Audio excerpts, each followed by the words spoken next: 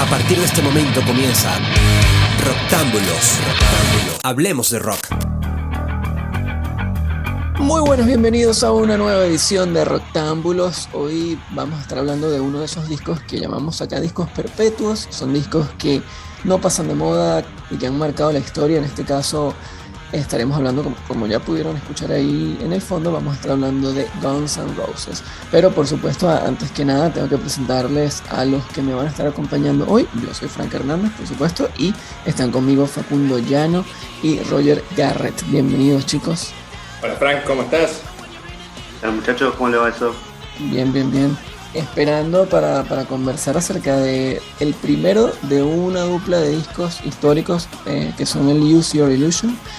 Y bueno, por supuesto, comenzando con el 1, que fueron discos muy particulares porque fue un disco doble, pero que se lanzó de forma separada. Una jugada interesante a nivel de publicidad y marketing, supongo, y además en su momento, pero que no deja de ser un disco doble, por supuesto. En la misma fecha fueron publicados y entre los dos abarcan 2 horas y media de duración. Un disco bastante extenso, se podría decir, publicado el 17 de septiembre de 1991, que está cumpliendo nada más y nada menos que 30 años y que todavía sigue sonando, que todavía sigue generando ventas, streamings para Guns N' Roses, que para cuando publicó este disco ya era conocido, pero que por supuesto este vino a darle como un pico de fama, se podría decir.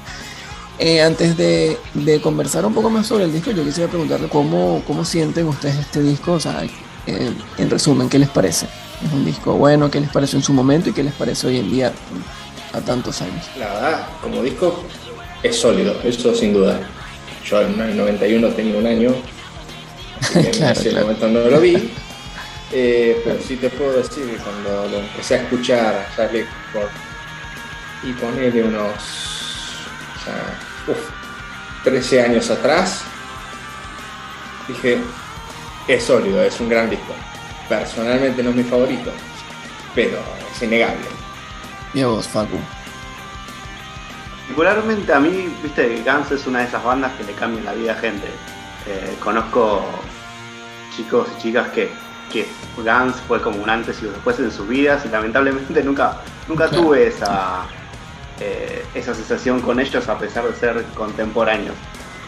Pero recuerdo todo el movimiento que generaba este disco, y siendo también tan chico, era una banda que me daba miedo, ¿no? Veía los pósters y los videos y de alguna forma te generaba eso. Entonces me generó un poco de nostalgia esa sensación, pero en sí Guns N' Roses nunca fue una banda que me llamaron mucho la atención, pero estos discos particularmente sí, y ya hablaremos por qué. Sí, exacto. Sí, estos discos vinieron a hacer también un cambio en la banda para lo que venían haciendo al principio, en este caso con Roger, que bueno, me comentabas igual fuera del aire que entre tus discos favoritos de Guns está el anterior, precisamente, el Appetite for Destruction. Sí señor. Igual me quedé pensando con algo que dijo Facu, el tema de una banda peligrosa. O sea, supongo, obviamente lo vamos a contar más adelante, o sea, igual todos los que están en Argentina lo saben. Viste, fue la gira que los trajo acá. Claro. Al punto tal de que el presidente entonces, el Carlos Saúl Menem, nos llamó una banda de forajidos. Sí, de acá de hecho los conciertos de acá fueron bastante conflictivos, ¿no? Sí. Con la gente arrojando cosas desde el campo, casi pegando el Axl Rose, parando yo varias veces. Y también recordar que lamentablemente una chica se suicidó, sí, porque los padres no la dejaron ir al show, y bueno, tomó esa decisión. Hoy parece otro mundo, pero eso es lo que generaba una banda en la gente. Sí, todo un tema. Y en el caso de este disco particularmente, es el disco que los hizo como muchísimo más famosos y les permitió también conocer todo el mundo, porque otra particularidad que tiene Use Your Illusion es que con este disco le dieron la vuelta al mundo 2 veces en esa gira. Pero además, incluso a nivel de ventas, es un disco que estuvo en el primer lugar de las listas. O sea, los 2 discos estuvieron en el primer lugar de las listas al mismo tiempo, ¿no? Uno en el 1 y otro en el 2, que también hablaba mucho de la expectativa que había. Obviamente ellos tardaron un montón de tiempo en lanzarlo en comparación con otras bandas estuvieron 4 años más o menos, porque el Appetite había salido en el 86, creo. 87. 87, claro, correcto. Y nada, habían pasado 4 años luego de eso. El mismo Axel en algunas entrevistas dijo que él no quería publicar, o sea, que eso se hizo a propósito porque él quería hacer algo que fuese especial y que significara para ellos algo bueno, con una buena calidad. Estaban en una época muy perfeccionistas, además como que querían incluso, el propio Axel dijo que él quería como borrar al Appetite y hacer un disco que fuera mejor y que la gente olvidara el Appetite. Y bueno, en cierto modo, por supuesto, no lo borró, pero logró que tuviese más éxito. Aunque demoró, pero como que al final el resultado fue bueno. A la gente le gustó y bueno, por algo marcó una época este disco doble, ¿no? Ambicioso, que además hecho extenso y hecho doble a propósito. Perdón, Frank, perdón que te interrumpa. En ese sentido, me quedé pensando en esto que estás diciendo. Eso es lo mismo que lograron hacer con Chinese Democracy, ¿no? Ah, no, pará. Sí, en ese se le fue la mano un poco. No, claro. No, pará, digo. Pero sí, supongo que el caso de Chinese ya fue muy otros problemas más, porque también se había quedado él solo. Pero sí, en este caso, aparentemente era un tema de perfeccionismo y de querer hacer el disco de una manera muy, muy diferente. Aparte, incluso en este disco, por supuesto, incluyen por primera vez entonces ya temas más baladas, temas que incluso existían desde antes, pero que no se habían atrevido a publicarlo en el primer disco, que son las canciones clásicas que todos conocemos, Don't Cry, el mismo November Rain. Pero hablando de canciones en sí, el primer tema que abre el disco es ese que estuvimos escuchando ahorita, que se llama Right Next Door to Hell, una canción inspirada en una vecina que tenía Axl Rose y que todo el tiempo le mandaba a la policía por algún motivo. Ese tema me parece uno de los mejorcitos y siempre me llamó la atención. Es el que abre el disco y, por ejemplo, creo que en la gira Regreso nunca lo tocaron. No es un clásico, no es un tema que esté como en la memoria de la gente. Y me parece así de los rockeros, creo que es el mejor. O no el mejor, pero no el mejor, claro. No se mide, pero el que más me gusta, por lo menos. Sí, no, además mantiene mucha esa esencia del anterior. O sea, porque para hacer el primer tema del disco arranca como bien. Para el fanático que tenía 4 años esperando un disco diría, esto suena bien. Totalmente. El que le sigue es un tema ahí ya sí totalmente distinto, que sería Dust and Bones, una canción que además fue escrita por Easy, incluso cantada por el propio Easy. No sé a ustedes qué les parece. A mí esa me gusta, o sea, es una de las que considero también de las mejores de este primer disco, porque tiene como un estilo diferente. Sí, totalmente. Además, entre los fans más acérrimos y no tanto, todos sabemos que la posta la tenía Easy. El resto sí, puede estar y no estar. Totalmente. Sí. Totalmente. O sea, de hecho la banda no fue la misma. Sí, exacto. Y que además Easy se va justo después de este disco, o sea, unos meses después de que lanzaron el disco, y entonces también pierden, o sea, ya habían perdido a Steven Adler antes y después pierden a Easy. Ya se va complicando, pero el que le sigue luego es un cover, que es el tema Live and Let Die, original de The Wings. Por lo que cuentan, o sea, las entrevistas en las que alguien le preguntó alguna vez por qué hicieron esta versión, el propio Axl lo que dice es que, bueno, una canción que les gustaba mucho, muy buena, y que ellos no iban a poder tocarla como se merecía o como era. Hasta que como que fue Slash el que le propuso, que dijo, bueno, no, pero vamos a probar. Y la ensayaban y la tocaban y empezó a gustarles cómo sonaba, al punto de que, bueno, decidieron grabarla en un disco y la hicieron incluso muchísimo más popular que la verdadera. Yo iba a decir que el consenso generalizado es que la mejor versión es la de ellos. Sí, total. Eso sí, la escuchás por Paul en vivo y decís, está muy bien también. Claro.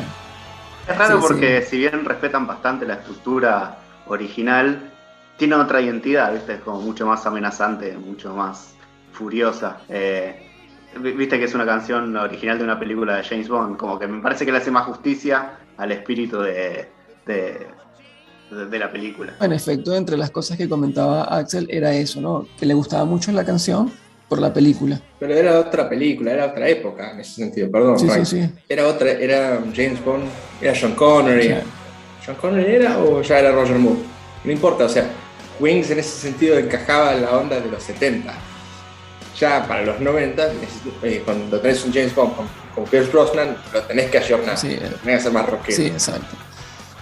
Y luego, el cuarto tema del disco viene siendo uno de los mayores hits de Guns N' Roses, uno de los clásicos también, y una canción que, o sea, para sorpresa de algunos, no era nueva en ese momento, era una canción que ya existía desde antes de la existencia de Guns N' Roses. Es el tema Don't Cry, y que la tocaban en vivo. De hecho, esa fue otra particularidad de esta canción. Sonaba en vivo en los conciertos que ellos hacían antes de ser famosos, y cuando lanzan su primer disco, Appetite for Destruction, a los más fanáticos que los conocían ya, a todos les pareció muy raro que no hubiesen incluido el tema porque era el favorito.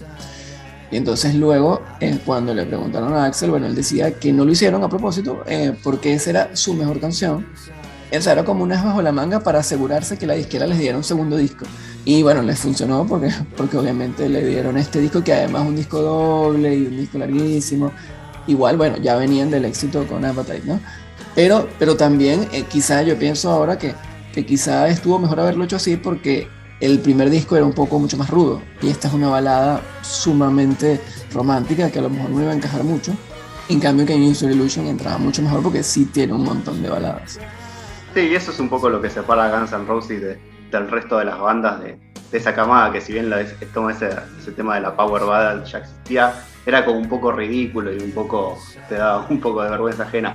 Pero ellos me parece que lo llevan a otro lugar mucho más ambicioso y progresivo de alguna forma, donde Axl también trae toda esa influencia de Queen, del Elton John, de Midlock. No le importa hacerlo grandilocuente o medio al estilo Broadway, ¿no? Es raro porque justo antes Roger decía que su disco favorito es Appetite, creo que el del público rockero también. A mí me gusta más los Illusion por esa cosa de querer llevarlo un paso más allá, ¿no? Como esa, no sé si ambición, pero de sentar un precedente. Entiendo, y en cierta medida lo comparto incluso. Por eso es imposible desmerecer esto como un mal disco. Así que comparto, absolutamente. Y aparte ambicioso y que les funcionó. Porque claro, hay muchos artistas que han hecho discos ambiciosos que al final son expectativas y quedan ahí como nada. Pero este fue un disco que, bueno, que la gente tenía expectativa y al final el resultado fue bueno. Y bueno, entre otras cosas, entre otros detalles acerca de esta canción, también está inspirada en una ruptura amorosa que tuvo Axl con una novia que tuvo. Fue ella quien rompe con él y le dijo que no llorara, o sea, le dijo lo que dice la canción, ¿no? Pero bueno, eso es como más o menos lo que inspiró una canción que la escribieron entre Easy y entre Axl. El propio Easy dice que fue esa misma noche que él termina con la chica que escribieron la canción, le hicieron en unos 5 minutos, ya estaba lista la canción, pero quedó ahí. Y bueno, además también otra particularidad es que participa en los coros Shannon Hoon de Blind Melon. Es otro dato también que interesante, que en su momento no era tan popular Blind Melon. O sea, tenía cierta popularidad, pero digamos no como los Guns. Así que en ese aspecto pues eran amigos y lo ayudó a participar. Estos videos también eran unas películas muy ambiciosas y particularmente el de Don't Cry es al mismo tiempo parte de una mini película que ellos armaron, que está conformada por 3 canciones, que viene siendo Don't Cry, November Rain y Stranger. 3 canciones que forman una trilogía llamada Without Me, o inspirada, mejor dicho, en una historia llamada Without Me. Pero bueno, eso podemos hablarlo más adelante porque son muchas más cosas. El siguiente tema es uno que sí, digamos, pasó como sin pena ni gloria, que es el tema Perfect Crime. ¿A ustedes qué les parece ese tema? Para mí, acá el disco entra en un bache que tarda un rato en recuperarse, porque tenés así como temas intrascendentes o cosas que ya eran de Guns N' Roses, del manual, que habían sido mucho mejor en Appetite. Entonces para mí es como que... Sí. Bueno, viste que siempre está la leyenda de que este disco tendría que haber sido uno solo. Para mí no, pero a cada disco le sobran como 15 o 20 minutos. Sí, bueno, eso es una discusión que pasa con todos los discos dobles. Sí. Bueno, Perfect Crime, una de las cosas más notorias, digamos, que se puede conseguir por ahí, que además es una canción hecha por, o sea, una idea de Easy también, pero por lo menos Bumblefoot, cuando formó parte de Guns, él decía que una de sus favoritas era Perfect Crime para tocarla. O sea, le gustaban mucho los riffs que tenía el tema y tal. Así que bueno, es como que algo particular que tiene, pero el resto no. Y después, bueno, You Ain't the First es como también una canción lenta, pero al mismo tiempo no es nada romántica porque más bien es como en contra de la chica, ¿no? O sea, diciéndole que no la quiere y que es lo peor, que fue la peor que le pasó. Pero que también pasó medio que así sin mucha pena ni gloria. En ese mismo bache que ustedes comentaban entra Bad Obsession, de ese mismo estilo rock and roll blues, porque además este disco tiene algo particular y es que ellos, además de meter muchos géneros, porque hay cosas que suenan como country, hay cosas que suenan muy blues, hay cosas muy rock and roll, hay cosas más hard rock, hay baladas. También incluyeron instrumentos, instrumentos que no habían incluido antes, ¿no? O sea, en algunas canciones suena un banjo, en otras podemos escuchar armónicas, en otras podemos escuchar un sitar, hay sintetizadores, hay un montón de cosas, hay muchos coros, además hay artistas invitados también. Entonces como que bueno, eso es una particularidad, que el disco es muy ecléctico, muy variado. Pero bueno, o sea, igual no sé si a algunos de ustedes les gusta alguna de estas, me lo mencionan, pero en caso que Bad Obsession no tenga fans, pues... No, para mí el disco recién empieza a repuntar en Double Talking Jive. Sí. Claro. Que... Ahí empieza, claro, empieza lo bueno. En la que sigue es Back of Beach, muy estilo Guns, en donde lo que hace Axel es bueno, recordarle a la gente que no se meta con él. Y después de esa es que entonces sí vendría como el repunte. Double Talking Jive es una canción que además le gusta a muchos fanáticos. Yo por lo menos, o sea, rescato mucho en este tema el solo, o sea, esa parte instrumental que hay como en la mitad para el final, en donde es Slash el que es el protagonista. Pero todo el tema es bueno. No sé ustedes qué les gusta más, qué les parece en esta canción. Es una de las que pasó. Era como un tema... Sí, no me vuelve loco. Era una canción que funcionaba mejor en vivo, porque ahí por ahí se ponían a jugar un poco más y alargaban el tema, que valía la pena, pero tampoco es un tema que vuelve loco. Sí, no, bueno, como dato curioso acerca del origen de la letra, lo que cuentan ellos es que es una historia inspirada en una cosa real acerca de un crimen, o sea, que en la canción hablan sobre unas cabezas y unos brazos y unas cosas encontradas en la basura, y aparentemente era así realmente un crimen que ocurrió cerca de donde ellos grababan, y que el reporte policial pues, o sea, decía que habían encontrado partes humanas en la basura. Entonces ellos inscribieron esa canción al respecto, pero sí, para mí musicalmente es bastante interesante, sobre todo hacia el final. Y después de entonces viene el otro gran hit, el otro gran clásico, November Rain, una de las mayores baladas, creo yo, alguna vez escritas o con tanto éxito, ¿no? Vos sabés que sobre este tema yo leí una vez una entrevista a Mike Portnoy de Dream Theater, que estaba hablando sobre los Guns y cómo le gustaban los Guns, y dice, igual hay una cosa que me molesta mucho, la voy a decir, probablemente sea una opinión impopular, pero bueno, me voy a hacer cargo, dice.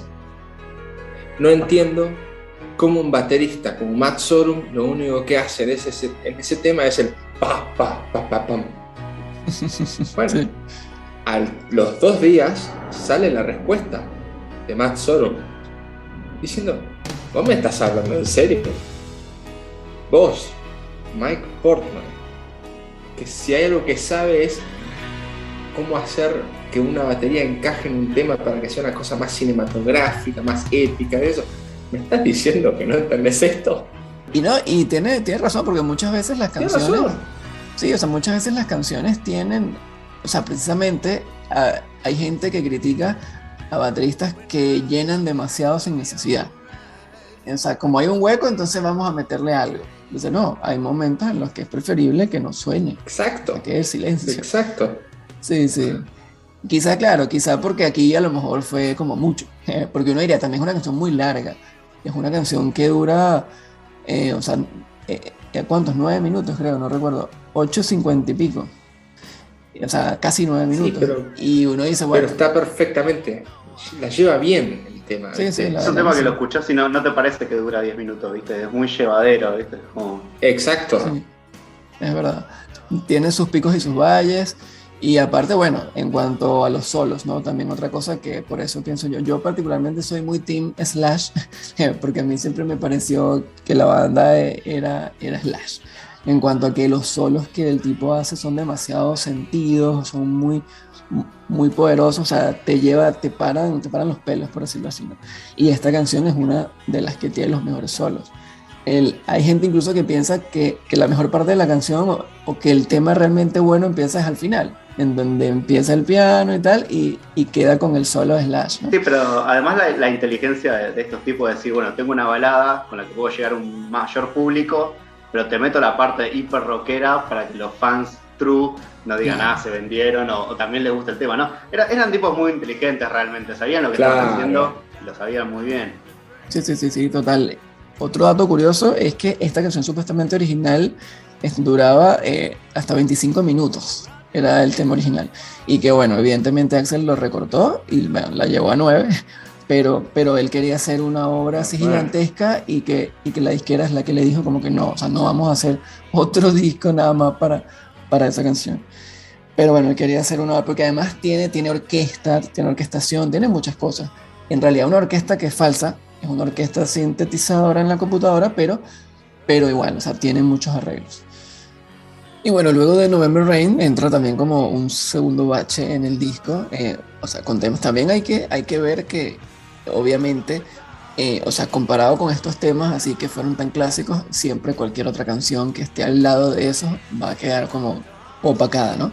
Pero bueno, después de November Rain viene The Garden, que, o sea, tiene como particularidad la participación de Alice Cooper, ¿no? El gran Alice Cooper, que a mí, o sea, bueno, cuentan ellos mismos que en realidad la idea de llamar a Alice para esta canción fue porque Axl cuando cantaba el tema, cuando hacía esa parte del tema, él buscaba hacer una voz y la voz le estaba saliendo como una imitación de Alice Cooper.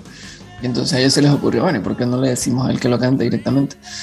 Y el propio Alice después dijo, en otro momento dijo que él cuando lo invitaron y fue y grabó, él nunca le prestó atención a la canción. O sea, él no sabía de qué trataba la canción. Él llegó, grabó las líneas esas y nunca le dio mucha bola hasta después que salió el disco. ¿A ustedes qué les parece este tema en particular? Es lo que decía hace un poco. O sea, después de November Rain queda flaquito. No es un mal tema. Sí, exacto. O sea, como todo lo que tenemos en este disco, ninguno decís un tema malo. Pero tenés puntos álgidos que decís son imbatibles. Sí, no, obvio. A mí particularmente me gusta mucho The Garden. Quizás porque soy muy fan de Alice Cooper, entonces eso me toca particularmente. Pero siempre me llamó la atención que básicamente este tema fue corte. Hay video y todo, y nunca fue un hit. Prácticamente todos los videos que sacaban de este disco eran hits. Siempre me llamó la atención que este justamente no. Pero nada, es un tema que siempre me gustó. Sí, bueno, ahora que lo mencionas, una de las cosas que estuve viendo, o sea, con respecto al video, es que esta canción, aunque tuvo video, o sea, no fue publicada en un disco como sencillo. Y entonces, por supuesto, eso hizo como que al no tener el empuje mediático que le da la disquera a un sencillo, entonces medio que no tuvo mucha repercusión. Es un buen tema, a mí me gusta también. Aparte incluso, la primera vez que escuché esta canción, escuché a Alice Cooper, obviamente uno nota que ese no es Axl, pero me parecía como que era en el primer momento, me sonó como a Dave Mustaine. Pero yo decía, pero no, o sea, no creo que esté Mustaine cantando un disco de Guns N' Roses. Pero bueno, era Alice Cooper, claro. Era medio parecido. Pero bueno, sí, el siguiente a ese es otro que, según entiendo, también tuvo un video y que tampoco fue muy popular, que es Garden of Eden. Otro de esos temas medio... De manual, viste, como esos... este era particularmente violento, viste, sí. Pero... me parece que llegó un punto que el disco era tan exitoso que lo seguían cortando y lo seguían pasando para seguir... Bueno, esa gira duró 2 años, ¿no? Sí. Entonces me parece que también era un poco la necesidad de tener un video en rotación todo el tiempo para generar se hable, ¿no? Pero ya era como excesivo por ahí. Sí, sí, sí. Y a partir de este, bueno, el que le seguía a Garden of Eden, entonces es otro tema que es muy particular, Don't Dang Me. O sea, tiene como particularidad todavía hoy en día que es, al parecer, el único tema que nunca han tocado en vivo de todo este disco, ¿no? Y sin embargo, es una canción que a mí me parece que no es mala, incluso hacia el final de nuevo, o sea, tiene como pedazos, o sea, como unas fases en las canciones, porque tiene como un puente medio lento que me parece bueno, y hacia el final de nuevo, en donde hay como el solo de guitarra de Slash, también me parece muy bueno ese solo, pero la canción en sí como que tampoco tuvo mucha repercusión, porque uno dice, bueno, ok, nunca lo tocaron en vivo, pero tampoco vemos a los fanáticos reclamándolo, ¿no? Entonces como que tampoco tuvo mucho impacto. Y en cuanto a la letra, o sea, Don't Dang Me, o sea, que traduciría algo así como, no me maldigas, ¿no? Era supuestamente algo que todo el mundo interpretó como una respuesta de Axl a los ataques que sufrió por una canción que ellos publicaron que era One in a Million, que lo publicaron en el disco Lies. Y mucha gente los atacó por esa canción, entonces él escribió esto así como en respuesta a toda la gente que se había ofendido y que lo estaba insultando, ¿no? Acusaciones de racismo y todo eso. Había sido fuerte. De hecho, al día de hoy siguen criticándolo, siguen pegándole por ese tema. Los 90 fueron como la época del rock bocón, ¿no? De Axl, los Gallagher, ¿no? Tal como cual. esta cosa, necesito bardear al resto para llamar la atención. Y funcionó, entonces mucho no lo puede discutir. Sí, bueno, ya después tenías a Mustaine haciendo una carrera de eso. Claro. Sí, le funcionó muchísimo. Y bueno, luego viene Bad Apples, que también es una canción ahí medio relleno, algunos podrían decir. En cuanto a su letra, algunos Decilo, es relleno. sí, algunos dicen que puede tratarse, aunque ellos nunca lo han dicho ellos oficialmente, pero muchos fanáticos asumen que se trata sobre las adicciones a las drogas y la tentación que implicaban las drogas, que en ese caso serían la manzana podrida. Porque, bueno, todos sabemos que ellos habían estado con muchos problemas de esto, incluso el quiebre con Steven había sido precisamente porque ya había llegado a un punto de sus adicciones en el que no lo podía ni tocar. Y entonces medio que es que lo echaron por eso. Pero bueno, esta también es medio relleno, como uno diría. Y luego viene una canción que se llama Dead Horse, en la cual el propio Axl toca una parte con la guitarra. Es una canción escrita al 100% por Axl, que tampoco es que trascendió mucho, pero bueno, tiene como esa particularidad, ¿no? O sea, que fue una canción suya y que además tiene mucho ese aire un poquito medio country, o sea, es medio... Y luego viene el cierre con el otro pico del disco, ¿no? Que son como, o sea, como hablábamos, hay baches, hay rellenos, pero luego vienen los temazos. Y el cierre aquí es la canción Coma, que viene siendo la canción más larga incluso que grabó hasta ahora Guns N' Roses en su historia. Dura más de 10 minutos. Y para mí, o sea, yo diría que es mi favorita de todo Guns N' Roses. Este tema me parece espectacular. Porque tiene como de todo también. O sea, no te cansas porque pareciera que no se repite nunca. El tema tiene como muchos... Hay partes suaves, partes más rápidas, partes más pesadas. Y está contándote toda la historia de cómo va. Tiene además los solos, una vez más Slash haciendo solos. Es un temazo, sin duda. Yo sabía que una de las cosas que leí es que todos los miembros de la banda disfrutaban de tocar este tema, porque justamente era una cosa de decir, bueno, todos los días que lo toquemos va a ser diferente, nunca va a salir igual, y eso ya es alentador para cualquier músico, ¿viste? Todos los días no sabes cómo va a salir. Sí, creo que de las épicas es como la preferida de los fans, ¿no? La joyita porque no fue corte encima, entonces es como una de las escondidas. Y creo que uno de los aciertos fue traerla de vuelta en la gira Regreso y tocarla. Creo que a pedidos de Slash, si no estoy equivocado. La verdad que sí. Es como que el bache que viene siendo al final repunta con esto. Como que, bueno, lo salvaron. De Slash. Sí. Justamente Axl en entrevistas salió diciendo, no, esto es creación de Slash, punto. La letra es mía, sí, pero el tema es de Slash. Yo te toco tema de Chinese Democracy y vos tocame Coma, ¿viste? Claro. hacemos ese negocio, ¿viste? Sí. Exacto. No, y menos mal, porque es verdad, o sea, cuando Axel estaba con su Guns N' Roses, en donde él era el único de los antiguos, él no tocaba Coma. Y después para el regreso, ahí fue cuando la incluyeron. Menos mal. Y bueno, con respecto a la letra, bueno, también es una historia personal del propio Axel que en algún punto tuvo una sobredosis y estuvo en coma. Y, o sea, aparentemente por intento de suicidio, por unos problemas que tuvo, unas discusiones, y se tomó un montón de pastillas. Y él recuerda, o sea, cuando se despertó, bueno, él recordaba cómo se sentía cuando estaba en coma y eso más o menos fue lo que quiso reflejar. Que igual también él en otras entrevistas comentó que era una canción que había comenzado a escribir, pero que nunca había podido terminar hasta que después un día por fin como que logró sentarse y terminarla. Y bueno, tuvieron esta épica canción. Y bueno, ese es el cierre del Use Your Illusion 1. Va a haber un episodio para el Use Your Illusion 2. Pero en general, pues sí, este disco en conclusión es un disco que tuvo, entre los videos que tuvo, pues tuvo varios, hay dos de los más costosos que tuvo la banda en su historia, como es el caso de Don't Cry y el caso de November Rain. Y entre otras cosas también, el propio Slash comparó esta dupla de discos cuando le preguntaron, bueno, ¿por qué decidieron hacerlo doble? Él decía que querían hacer algo parecido al disco blanco de los Beatles, al White Album. Así que bueno, seguiremos hablando un poco más, justamente, bueno, con Roger y con Facu, por supuesto, pero en otra edición porque ya se nos acabó el tiempo. Así que bueno, gracias Roger por haber estado. Gracias, Frank. Y a Facu también, gracias. Y bueno, nada, esto fue Rectángulos, esto fue nuestra reseña. 30 años de Use Your Illusion 1 de Guns N' Roses. Recuerden seguirnos en las redes sociales y visitar nuestra página web. Así que allí les estamos publicando todo el tiempo los podcasts. Nos encontramos en una próxima oportunidad. Hasta la próxima. Esto fue Roctámbulos Podcast. ¿Te gustó? Visítanos en roctámbulos.com y en las redes como @roctámbulos.